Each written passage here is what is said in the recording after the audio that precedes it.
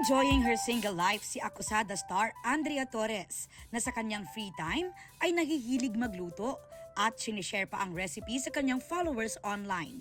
Hilig din daw niyang bumisita sa concept cafes kung saan siya madalas tumambay para mag-unwind o magbasa ng libro at script. Maganda rin yung mapunta ka sa environment na parang napapaligiran ka rin ng art or ng ng maganda para lalo kang ma-inspire.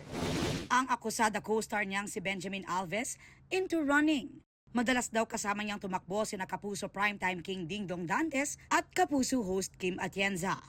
Very timely rin daw ang lalabas nilang pelikula tungkol sa buhay ni dating Pangulong Manuel L. Quezon. Si Ben ang gaganap as Young Quezon. Maging critic tayo sa mga leaders natin kasi talagang sila yung there are public servants sila so they have to serve us. Exciting daw ang mga susunod na episodes ng akusada. Nanggulat na ang karakter ni Andrea na si Carol with her new look. Makikita niyo kung magbabati na ba ng tuluyan at magkaka-inlove na ba ulit si Carol at si Wilfred. Ano na naman ba ang kaguluhang ibibigay ni Ronnie sa buhay nilang dalawa? Ngayon, may pinakita rin kami na parang, ang tawag namin ni Lian doon, parang adobo wars. So, alamin niyo na lang